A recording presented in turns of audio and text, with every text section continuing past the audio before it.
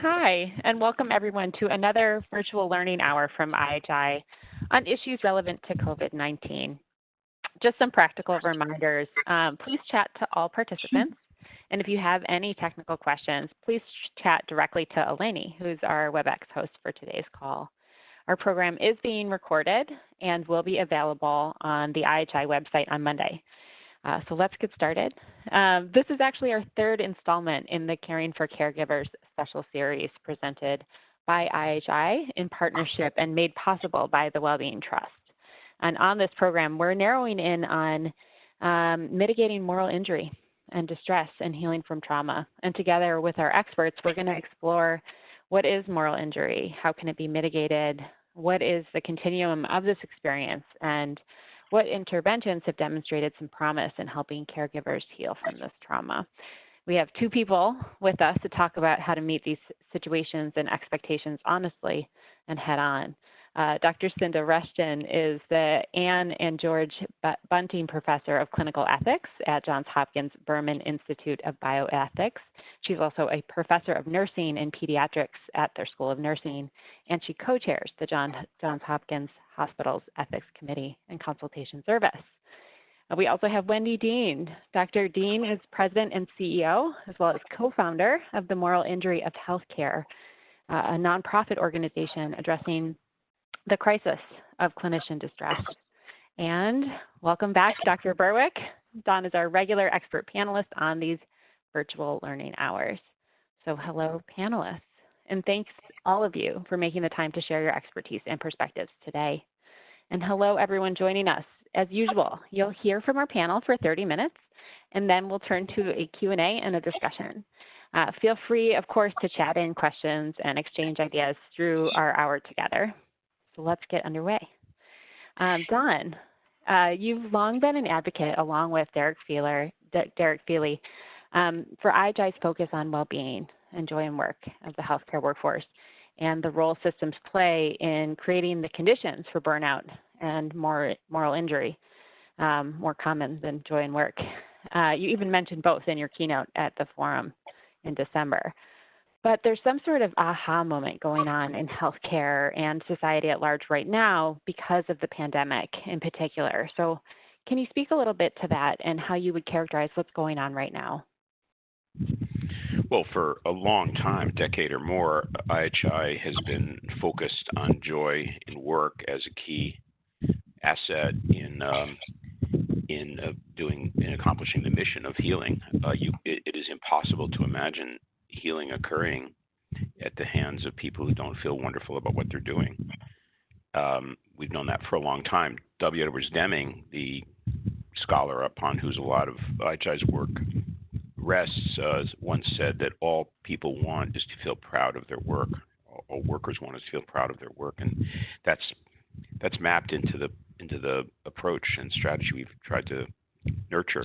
There's been great science here. I have to commend Steve Swenson and Tate Shanafelt, two scholars originally from Mayo. Tate's now at Stanford, whose work continues to lead the field in terms of understanding what it is that creates the ability of people to feel proud of what they're doing at work and joyous. And we don't back away from the word joy.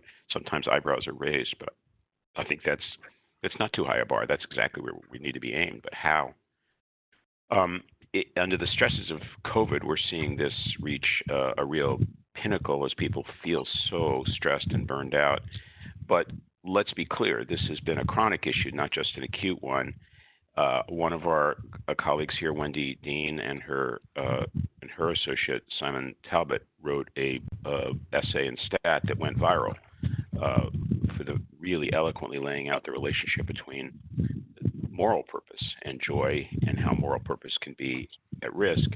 And Cinda Rushton has written eloquently about the same issue. It may seem odd to see morality raised as a topic in the context of joy and pride in work, but it's absolutely core.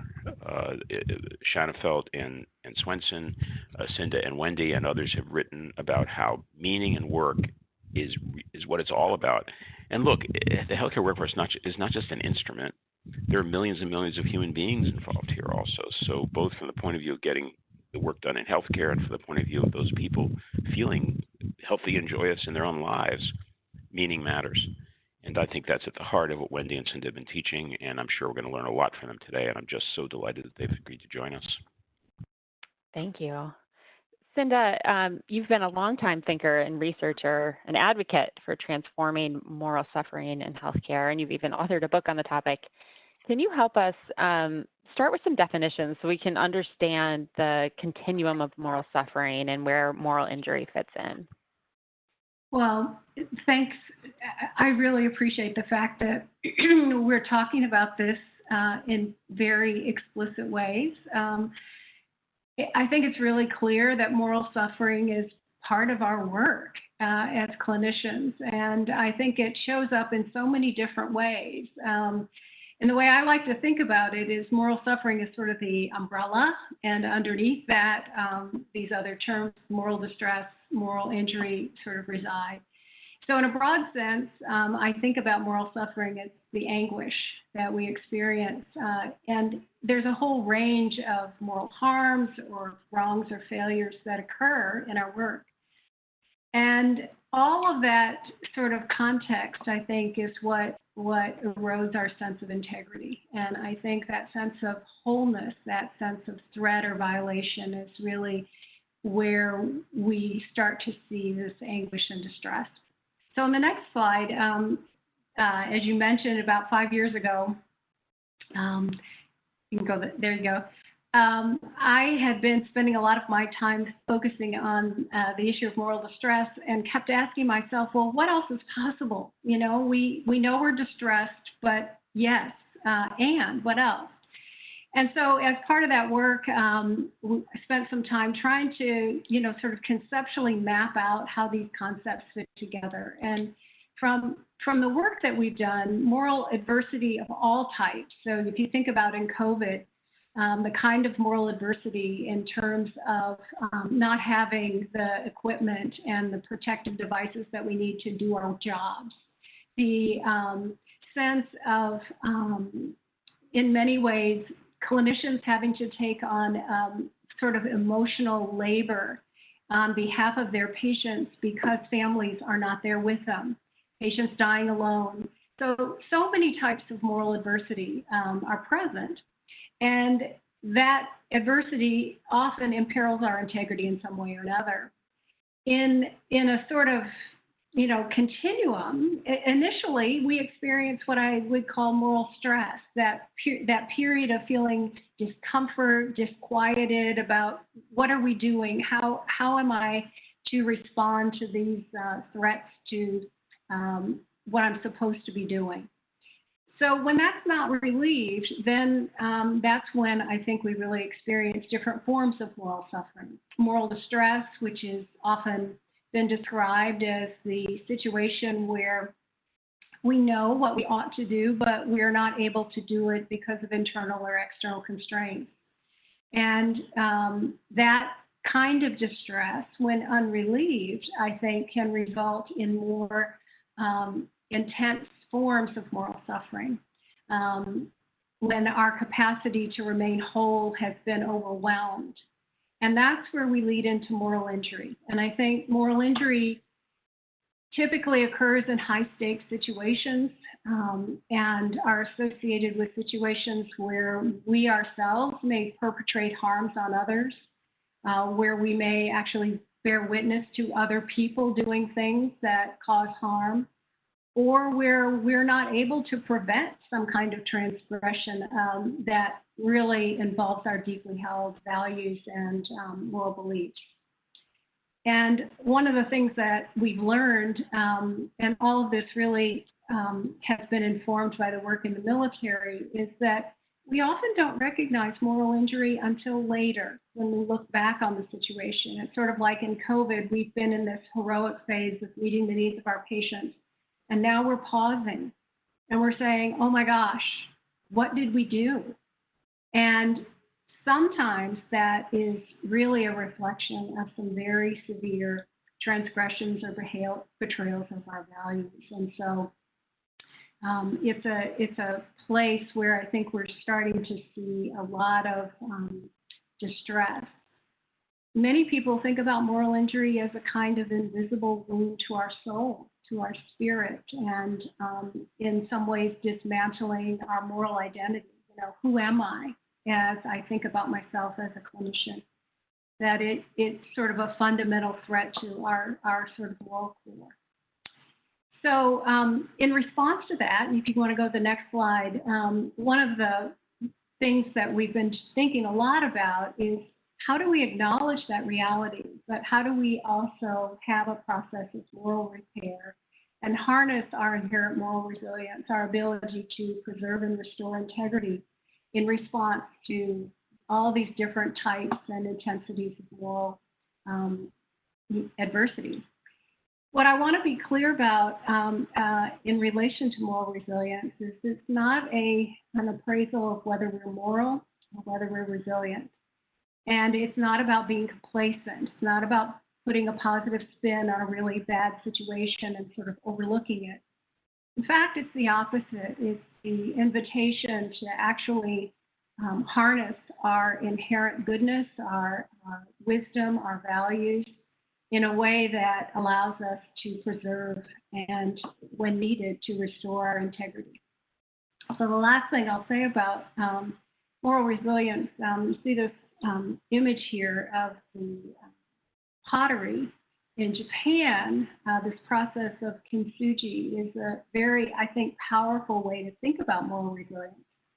In Japan, when a piece of pottery is broken, instead of discarding the pieces, there's a very mindful and intentional process of putting those pieces together in a new form, using cement and gold paint as a way to acknowledge the broken parts and to also incorporate them into a new integrated whole that actually honors the broken parts. So there's a sense that with this kind of moral suffering, there is an opportunity in some instances and acknowledging that there may be some times when that's not possible.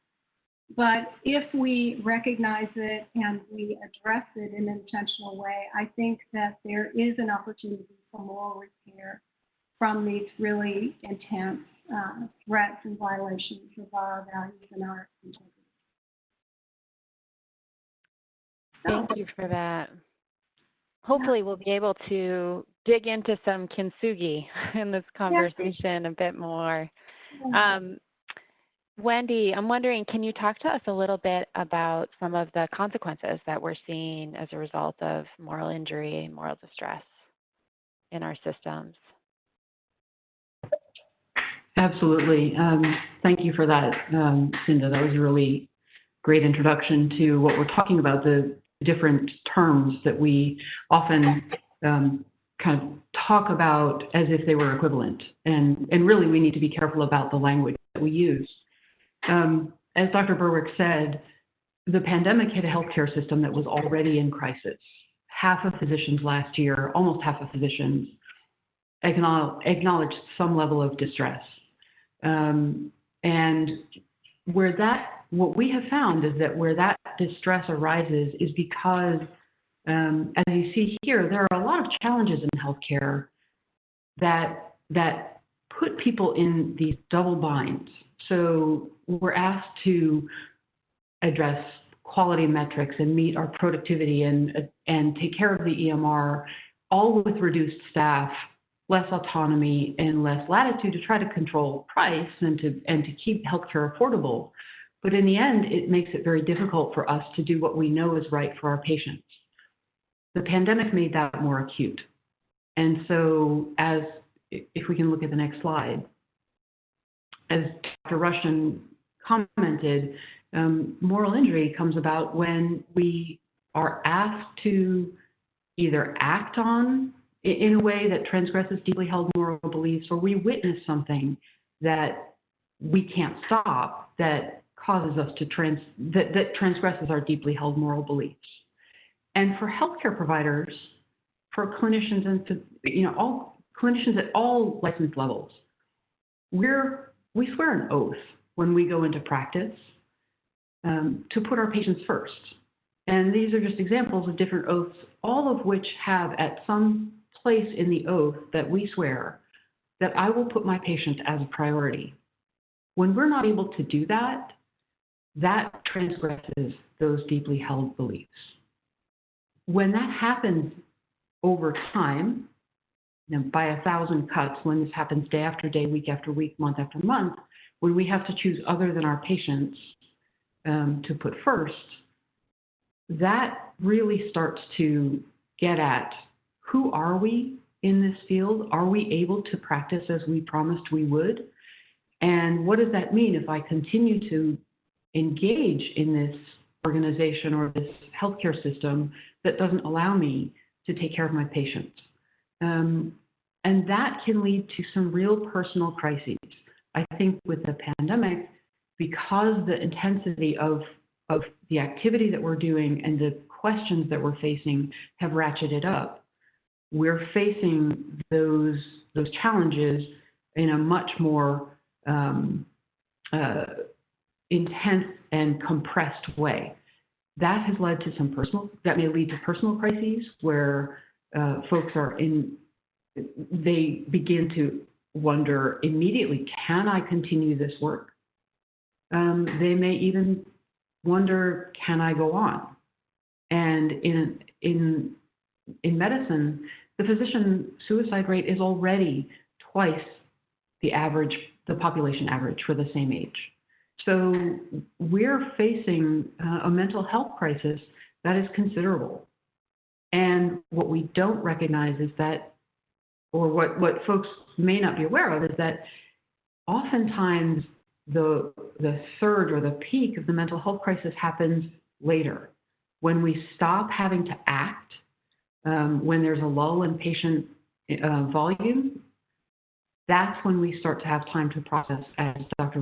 Rushton said, we start to have the time to process what we've been through. And it's a time often where attention has been diverted from the needs of the frontline workers.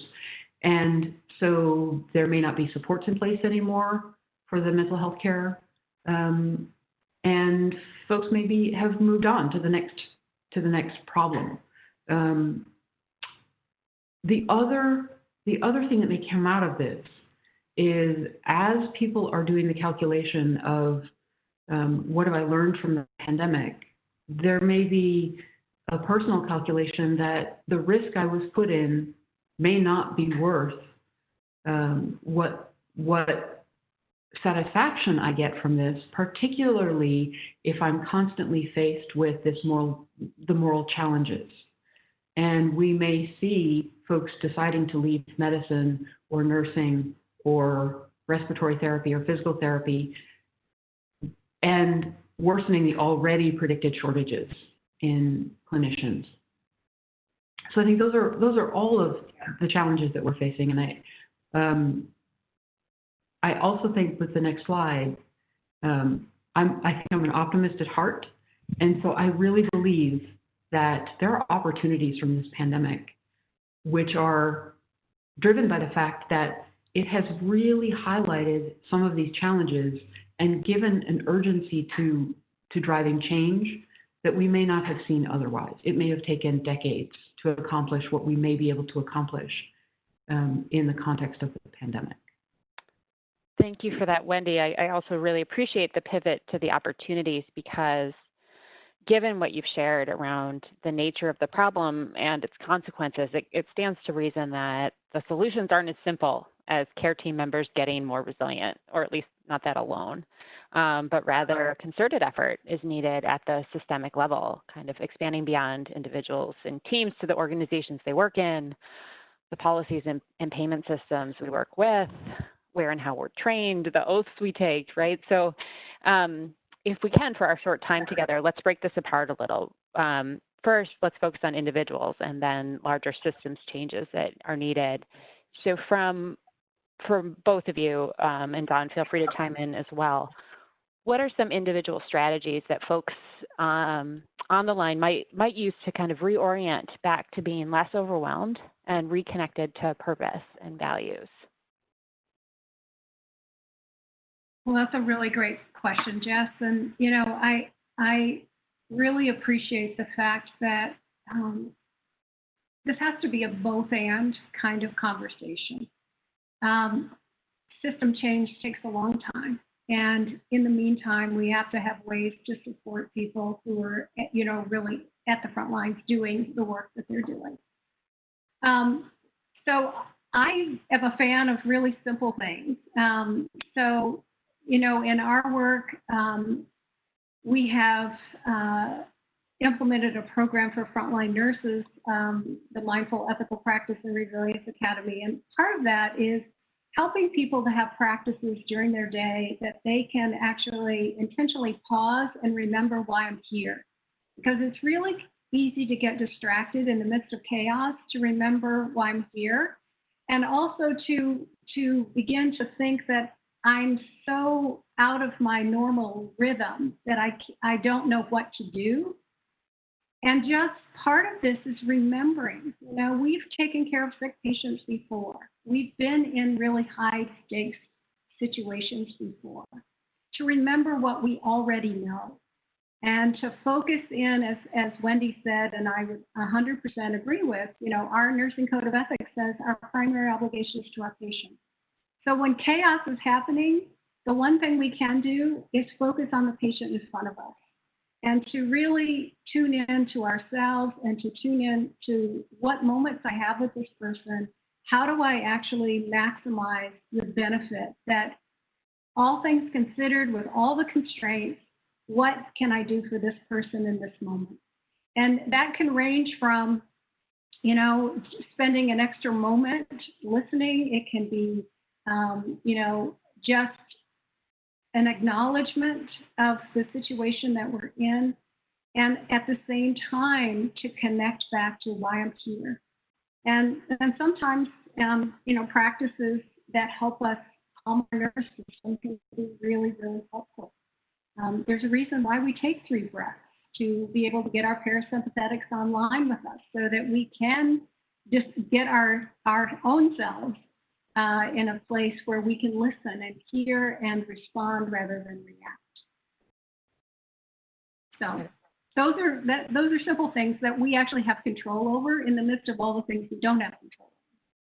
And do the practices differ based on profession at all?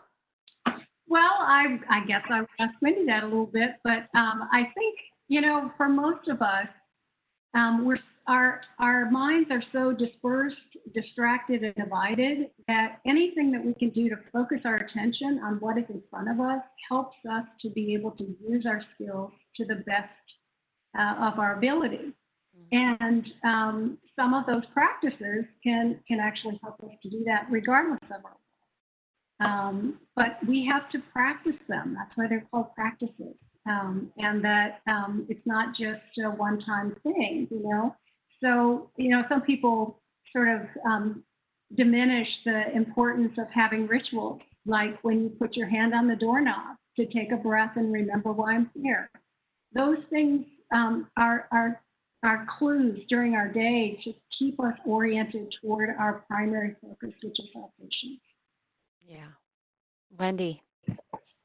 So the other thing that I would add to that is that a lot of physicians in the hotspots, in the early hotspots, found that doing things like having battle buddies, adopting that, I think that's the most helpful thing that we adopted from the military, was to say, find a battle buddy, check in with them, make sure they're okay, find support. And there were actually several groups that spontaneously formed virtually from across the country of folks who were checking in with each other on a daily basis.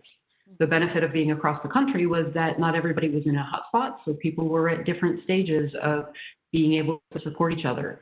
They weren't all facing the same challenges at the same time. Folks found that very, very helpful.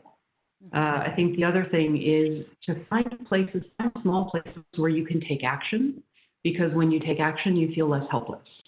And that can really move you towards feeling more efficacious and feeling less caught.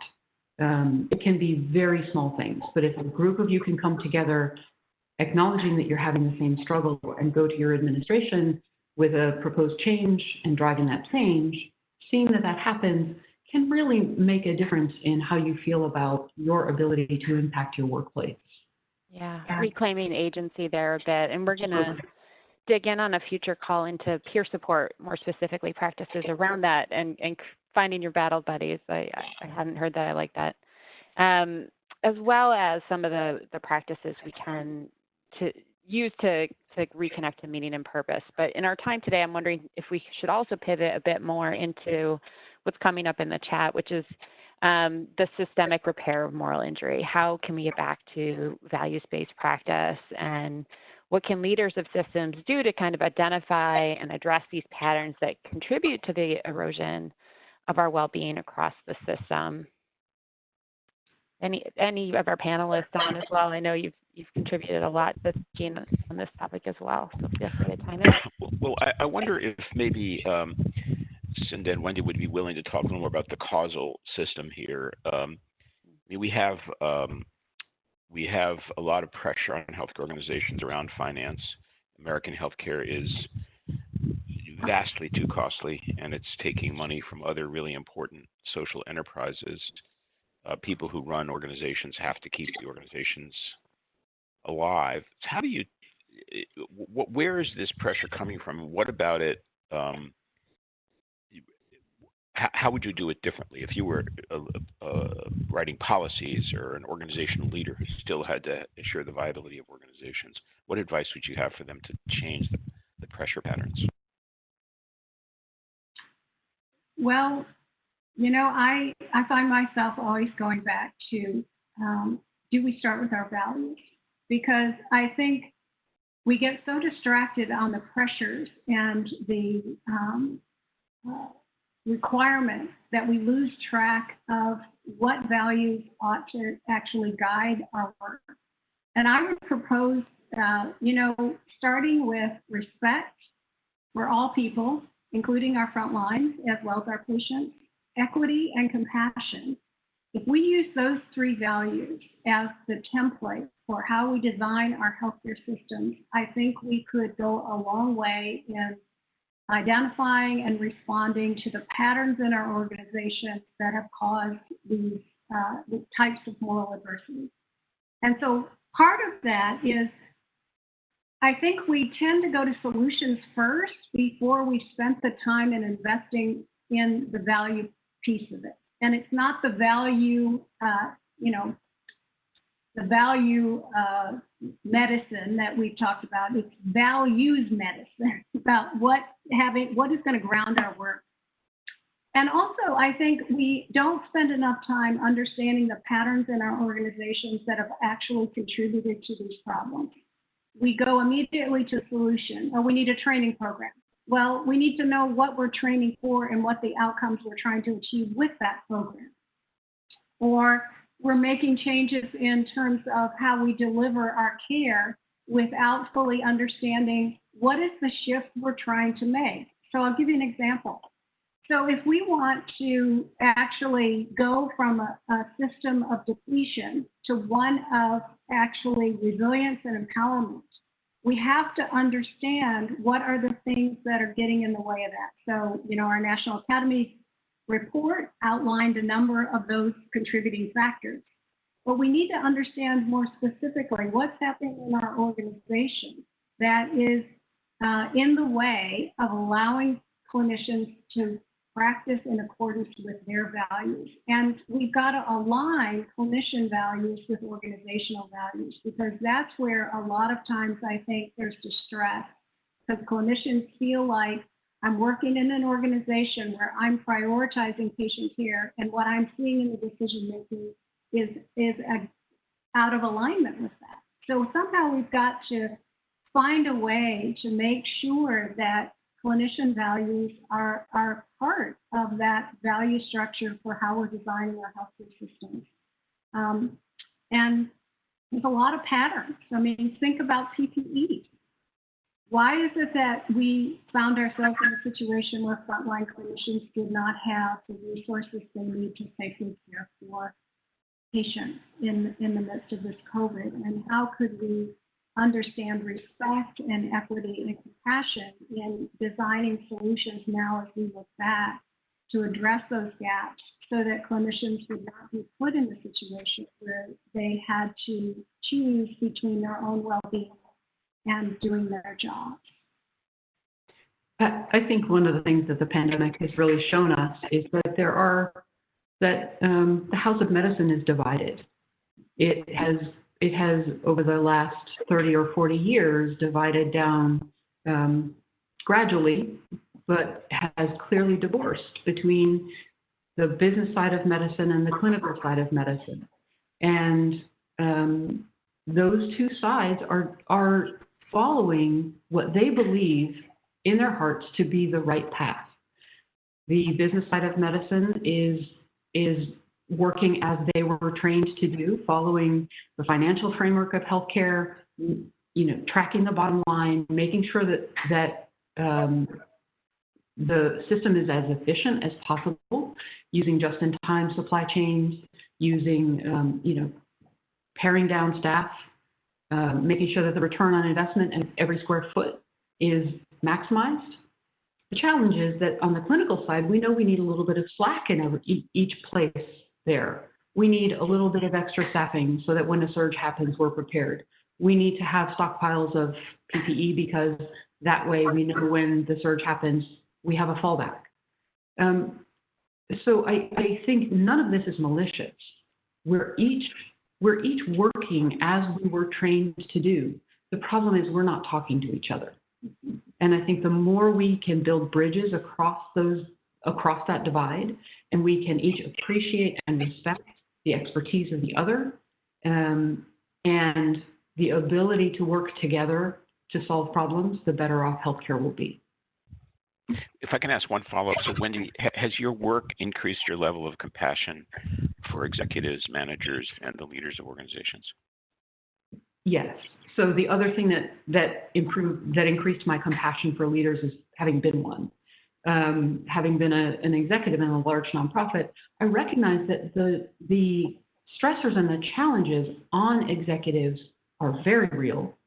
They are very different than those on clinicians. And I think they try very hard to protect clinicians from what their challenges are, what the executive challenges are. But I think if they could reach across to ask clinicians for help in making the decisions they need to make, they might be surprised at how much that might reduce their burden. I would agree with that 100%. I always find there's so much wisdom at the front lines that we just need to ask. Help us to know how to solve this problem. Just look at all the innovation that's happened in the midst of COVID. We know that we are an innovative group, and I think you're exactly right. Part of it is we have to also move from this we-they kind of thinking, because it's not helpful in the end to our purpose of creating a healthcare system and an environment where people can thrive and where patients can get the care that they need. And so forums where we can listen, really listen to each other, would probably go a long way in finding good solutions. I appreciate this. It gets to what Jen Herbst brought up in the chat, which is, do the panelists have thoughts on whether the medical, legal, and ethical focus on autonomous patients, rather than centering our healthcare systems on supported interdependency, contributes to or protects from moral injury and suffering? That's a great question. So I will share my own bias on that. I think that we have reified autonomy as the only value, and I tend to want to expand. Autonomy is one way that we respect people. It's not the only way. And so in our work, one of the concepts that we've been working a lot with is the concept of relational integrity. Relational integrity is about how do we come together as individuals who have our own sense of wholeness in terms of our relationship with each other. Because our values are not, it's not as if we're islands in and of ourselves. We negotiate our values in relationship. And so part of relational integrity is being able to have engagement that acknowledges our interconnection and also has as a standard, a way of understanding relational integrity, that at the end of this communication, at the end of this decision making, no one is left diminished. Everyone feels whole. Everyone feels that they have been heard. And I think this idea of expanding beyond it's just about me to it's all about us opens up some real possibilities for acknowledging our interconnectedness and really seeing that as a strength, that diversity among us is a strength, and the diversity of viewpoints are not things that we need to extinguish, but we need to actually honor and cultivate so that people don't walk away from their jobs feeling like no one cares, no one listens. You know, that's the common narrative that we hear. What if we had a narrative where people said, you know, we can disagree respectfully, and that doesn't mean that I'm less than because I have a different opinion than you. Thank you for that. I also feel like at the same time, it's important for us to learn to work, to be together and to be in relationship. But as a clinician, my job was, I felt like my goal was always to help my patients understand how to manage their own illness. And so working with them as an autonomous being and helping them understand how best to prevent maybe an acute crisis, so that they could use me as a consultant rather than me as a director, was always an important goal for me. Yeah. So I think it's both. We need to learn to work in relationship, but also to encourage our patients to be their best illness manager. Mm. I appreciate the conversation and themes that are being raised around respect and values, and at the same time, a theme that's coming up in the chat, and the reality for many is the value of equity is not being upheld. Respect is not being upheld, especially for people of color. And there's been a few comments here. Structural oppression takes many forms: racism, sexism, and the power imbalances perpetuated by our medical system. Another example of moral injury, unintended bias and structural racism. Regardless of our best intentions, the burden of COVID disproportionately impacts people of color. Can you speak a little bit to the intersectionality of this work with what's really timely right now, which is addressing systemic racism? So, Go ahead. Go ahead, Lynn. I think this is absolutely one of the other benefits that may come from the pandemic. When I've talked to my friends who are in New York, they are heartbroken watching the Black and brown communities that they live in, that they take care of, that they love, being disproportionately affected by the pandemic. They have been shouting for years that there are health disparities, that the social determinants of health fall, are a larger burden on those populations. And I think one of the bright spots in the pandemic, if we could call it that, is that it has highlighted in stark relief these differences and made people aware of it and uncomfortable about it. And so I agree, and it cuts across all different boundaries in healthcare. The way to get after that is to start talking with each other again, build those bridges, see the expertise that people have, no matter their color, their gender, their place in the hierarchy. There are some practices that have intentionally built themselves based on a collection of different expertise.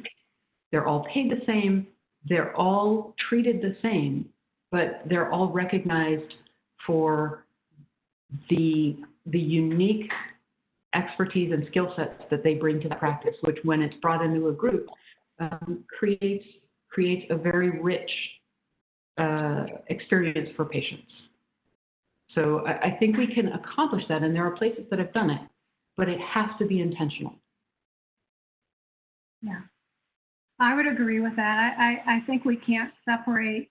We like things to be in nice, cute, tidy boxes, but they're not. And the reality is that COVID has really laid bare the fractures in our healthcare system, but it's also laid bare the fractures in our society. And I think it has only intensified the sense of moral suffering that clinicians are experiencing. I agree with Wendy. Many of my colleagues have expressed the same kind of despair over, seeing the numbers of people in our community who are disproportionately affected, and their lack of access, the implications of waiting because they weren't able to get tested, and the outcomes to them in terms of their health outcomes. And I do think it is an opportunity for us to really take seriously what anti-racism means and how we can design policies that use that as, if you think about a value structure, if equity and justice is one of your values, then we ought to be looking at all of our policies, all of our procedures from an anti-racism point of view.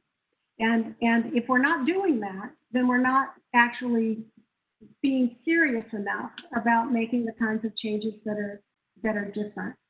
And it goes from, I do a lot of ethics consults, and often embedded in them are unconscious biases about certain groups of people, about all sorts of dimensions of their care that need to be called out and named. And I think the more that we can name the source of our distress and actually be willing to look at it and examine it, rather than just be on autopilot, the more we're going to be able to be aware of the places in our system where we need to make change.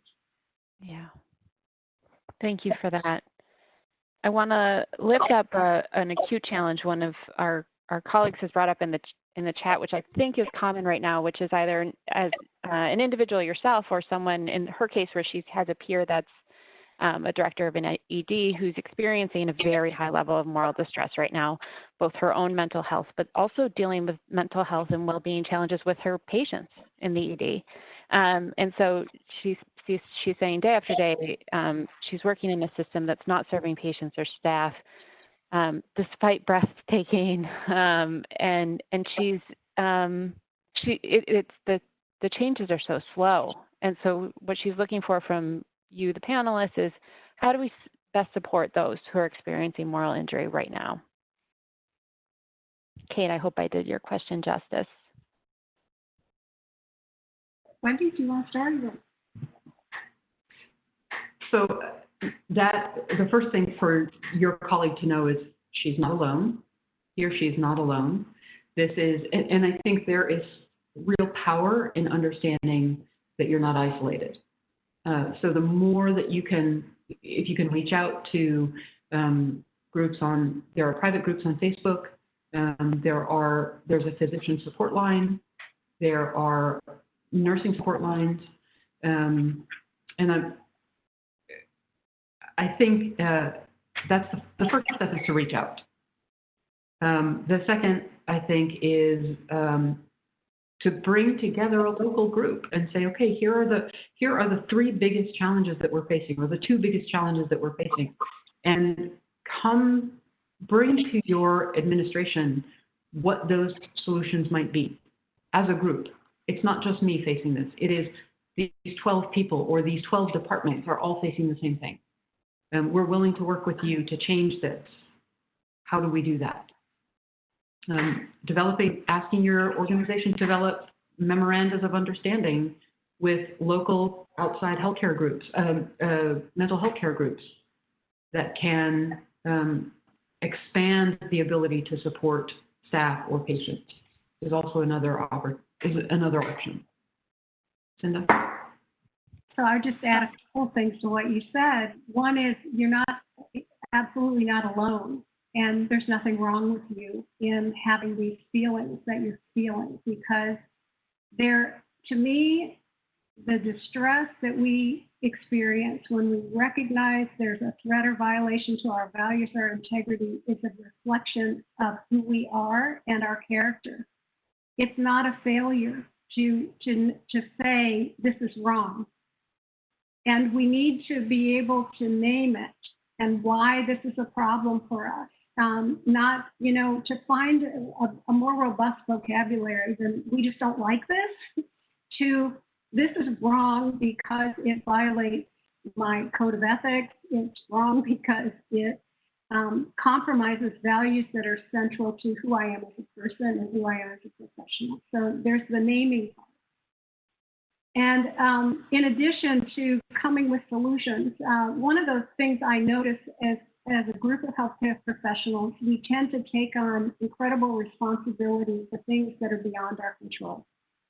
And I think one of the things that we can all do is to create practices that help us at the end of the day to let go of the things that are not ours to carry.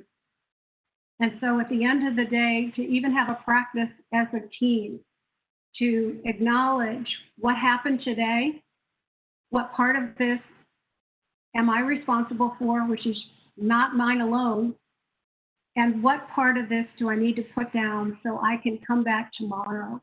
Because if we don't, it accumulates and it accumulates and it accumulates. And along with that, there can be, we've worked with some colleagues to develop some practices for how do we end our shift and how do we acknowledge it and put it away? How do we re-enter our home life in a way that allows us to be grounded without carrying all the distress that we've carried all day? So rituals can help us using, somatic tracking to notice what's happening in our bodies so that we can say, wow, I'm really carrying a lot of stress right now. And there are ways that I can put that down so that I can acknowledge the limits of my responsibility and the limits of what I can actually do in this situation that is, in many cases, way beyond my control. So I think the other thing that I would add to that is part of resilience rounds or Schwartz rounds that some people are doing. It's kind of like a hot wash at the end of a shift. Invite leadership. Invite a member of leadership to those rounds and use it as an opportunity for a brief lessons learned. What did we learn in this shift? What needs to change? And how can this person who is a representative of our leadership structure help us to break down the barriers to get it what we need? I really appreciate both of you have tackled sort of the stigma that seems like it perpetuates healthcare in accessing mental health treatment ourselves or as a care team member. And so we're going to be digging into that more in a future call. I also just appreciate that you've been willing to toggle between what do we do right now as individuals and then what are the larger systemic issues at play that we really need to work collectively on addressing. Dawn, any thoughts from you on either of those giant topics? It is a balancing act. I think that not making this a combat between the people who have to make the system work and the people who work in the system is a very, very important principle, really tough art form, because our hearts are with the clinicians so much. I also love the question about how to help the people, especially in distress. That's key. And organizations need to maintain very responsive, very compassionate healing procedures, healing processes, and it'd be great to hear from Wendy and Cinda what those really look like. How can you really make sure there's a safety net inside the organization for people that are really expressing distress? So the first thing I want to just say about that is we need to be in this for the long haul. So it'll take between 2 and 3 years for us to recover to some degree, or to psychologically recover from what we've seen recently. 2 to 3 years. And I think in our very kind of ADD culture, we're going to say, okay, the surges are done. back to work. I mean, we're seeing it already. And the truth is, when the surges come down, that's the time when people have a chance to take a breath and say, oh, wow, all that stuff that I went through, it's going to take me a minute to get back on my feet. And so helping folks get access to care, making sure that the health insurance that you provide to your employees has sufficient mental health benefits. As I said, memoranda of understanding with local mental health agencies to expand what you can do internally, because not everybody is going to want to see people that they work with or who are in their healthcare system. So those are the first quick thoughts I have. Cinda?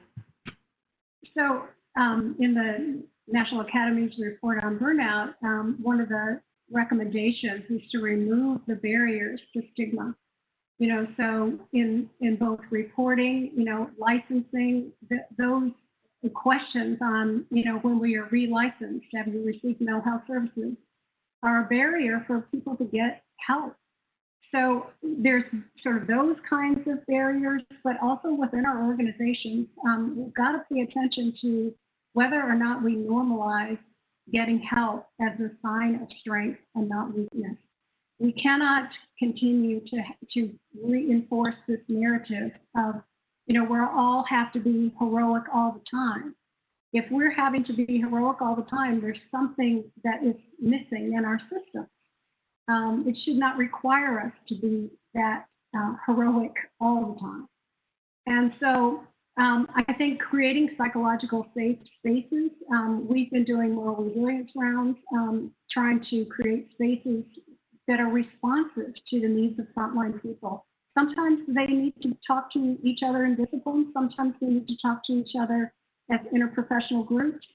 I think we need people to help guide what kinds of forums are appropriate. And we absolutely have to involve our leadership, because those forums are a place where, if we can do them well, where we can actually hear each other, I think that we have the opportunity to move from this disconnected values situation that we're in to one where we actually can understand each other's struggles. And what we've heard from some of our colleagues who've had leaders in our groups who have shared their challenges in trying to weigh the mandates that are coming down external to our organization, to the front lines. And I think more that we can create those spaces where we can actually support each other and understand perspectives that go along with. The other place I think that we could act is to ask our organizations to collectively push back against some of those expectations coming from externally. Yeah. Cinda, if it's possible in the last 2 minutes before we have a few pieces of follow-up for folks on the line, can you share with us the poem you mentioned earlier? Yeah, I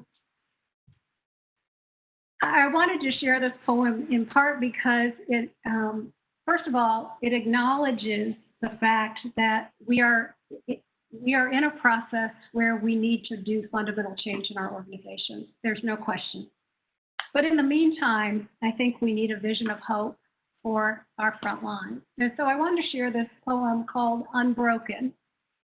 It's by Rashani Ray, and just as a offering of hope.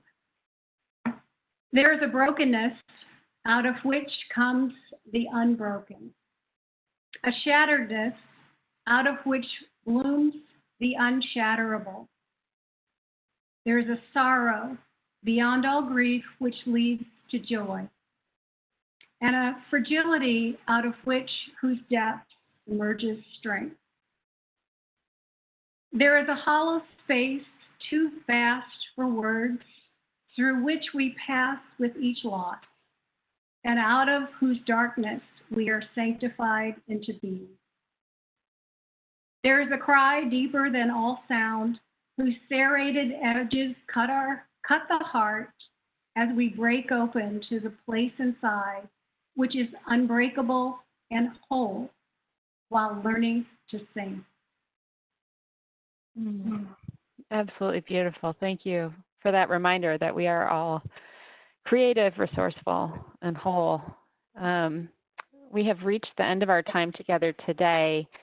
As we wrap up, we're going to have a survey right here that's going to open on the right-hand side.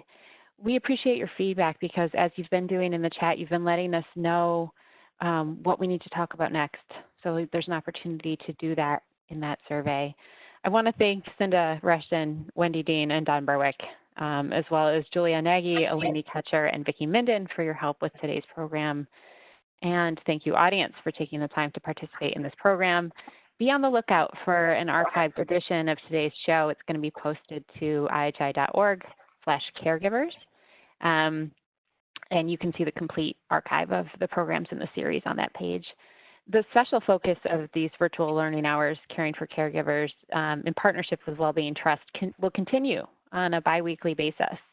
You can see it here from July 10th through September 11th, which will feature topics related to prevention, prediction, and mitigation of these issues around mental health and well-being.